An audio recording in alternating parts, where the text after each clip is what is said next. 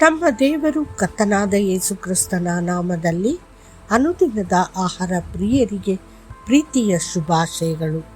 2025 June 26ನೇ ತಾರೀಕಿನ ಗುರುವಾರದ ದೇವರ ವಾಕ್ಯವು ರುಚಿಯಿಲ್ಲದ ಉಪ್ಪು. ಉಪ್ಪು ತನ್ನ ರುಚಿಯನ್ನು ಕಳೆದುಕೊಂಡರೆ ಅದಕ್ಕೆ ಹೇಗೆ ರುಚಿ ಕೊಡುವುದು? ಮತ್ತಾಯ 5:13. ಸತ್ಯವೇದದಲ್ಲಿ ಉಪ್ಪಿನ ಮೊದಲ ಉಲ್ಲೇಖವು ಆದಿಕಾಂಡ 14:3 ಅಲ್ಲಿ ನಾವು ಉಪ್ಪು ಸಮುದ್ರದ ಬಗ್ಗೆ ಓದುತ್ತೇವೆ. ಇದನ್ನು ಸಾಮಾನ್ಯವಾಗಿ ಮೃತ ಸಮುದ್ರ ಎಂದು ಕರೆಯಲಾಗುತ್ತದೆ. ಎರಡನೆಯ ಉಲ್ಲೇಖವು ಆದಿಕಾಂಡ 19:26 ಅಲ್ಲಿ ಲೋಟನ ಹೆಂಡತಿ ಹಿಂತಿರುಗಿ ನೋಡಿ ಉಪ್ಪಿನ ಕಂಬವಾದಳು. ಮೂರನೆಯದು ಯಾಜಕ ಕಾಂಡ 2:13 ಅಲ್ಲಿ ಉಪ್ಪನ್ನು ಪವಿತ್ರ, ಸುವಾಸನೆ ಮತ್ತು ಆಶೀರ್ವಾದದ ಸಂಕೇತವೆಂದು ಉಲ್ಲೇಖಿಸಲಾಗಿದೆ. ಇದನ್ನು ಕರ್ತನು ಅನುಮೋದಿಸಿದ್ದಾನೆ.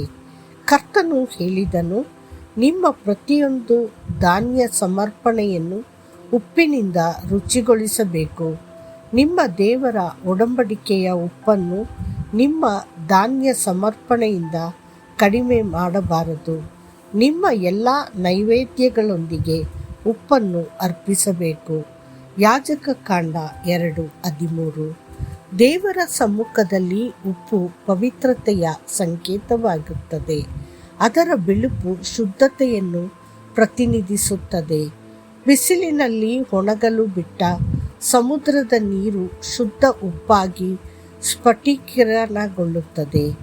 ಅದೇ ರೀತಿ ನಾವು ದೇವರಿಗಾಗಿ ಪ್ರತ್ಯೇಕಿಸಲ್ಪಟ್ಟಾಗ ನೀತಿಯ ಸೂರ್ಯ ಯೇಸು ನಮ್ಮ ಮೇಲೆ ಹೊಳೆಯುತ್ತಾನೆ ಮತ್ತು ನಮ್ಮನ್ನು ಪವಿತ್ರರನ್ನಾಗಿ ಮಾಡುತ್ತಾನೆ.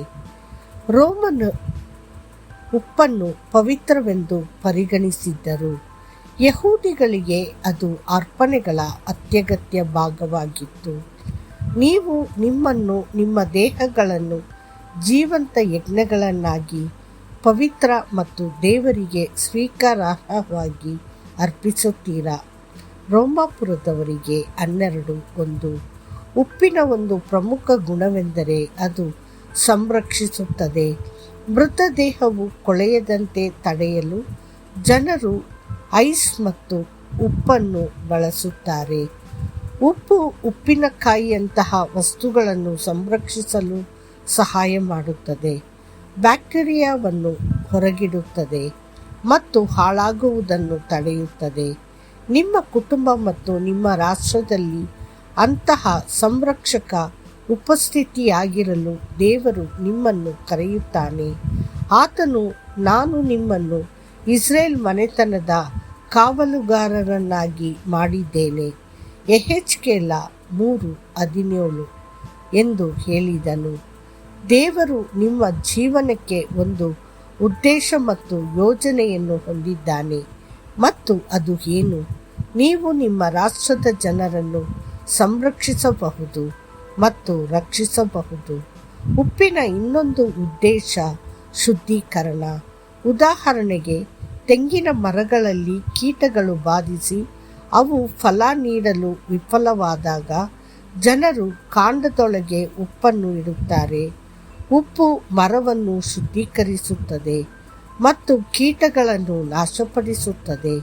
ಅದೇ ರೀತಿ ನಾವು ದೇವರಿಗೆ ಫಲ ನೀಡಬೇಕಾದರೆ ನಾವು ಶುದ್ಧೀಕರಣಕ್ಕೆ ಒಳಗಾಗಬೇಕು. ಯೆರಿಕೋವಿನ ಜನರು ಕೆಟ್ಟ ನೀರಿನ ಬಗ್ಗೆ ದೂರು ನೀಡಲು ಎಲೀಷನ ಬಳಿಗೆ ಬಂದಾಗ ಅವನು ಒಂದು ಹೊಸ ಪಾತ್ರೆಯಲ್ಲಿ ಉಪ್ಪನ್ನು ತೆಗೆದುಕೊಂಡು ಅದನ್ನು ನೀರಿಗೆ ಸುರಿದು ಅದನ್ನು ಮತ್ತೆ ಶುದ್ಧ ಮತ್ತು ಆರೋಗ್ಯಕರವಾಗಿಸಿದನು. 2 ಅರಸುಗಳು 2:19-22. ದೇವರ ಪ್ರಿಯ ಮಕ್ಕಳೇ, ಉಪಯುಕ್ತವಾದ ಉಪ್ಪಾಗಿರಿ. ದೇವರು ನಿಮ್ಮನ್ನು ಎಲ್ಲೆಲ್ಲಿ ಇರಿಸುತ್ತಾನೋ ಅಲ್ಲೆಲ್ಲ ಸಂರಕ್ಷಣೆ, ಶುದ್ಧೀಕರಣ ಮತ್ತು ರೂಪಾಂತರವನ್ನು ತರುತ್ತೀರಿ. ಮತ್ತಷ್ಟು ಹೆಚ್ಚಿನ ಧ್ಯಾನಕ್ಕಾಗಿ ನಾನು ಲೋಕದವನಲ್ಲದ ಹಾಗೆಯೇ ಇವರು ಈ ಲೋಕದವರಲ್ಲ. ನಿನ್ನ ಸತ್ಯದಿಂದ ಇವರನ್ನು ಪವಿತ್ರಗೊಳಿಸು. ನಿನ್ನ ವಾಕ್ಯವೇ ಸತ್ಯ.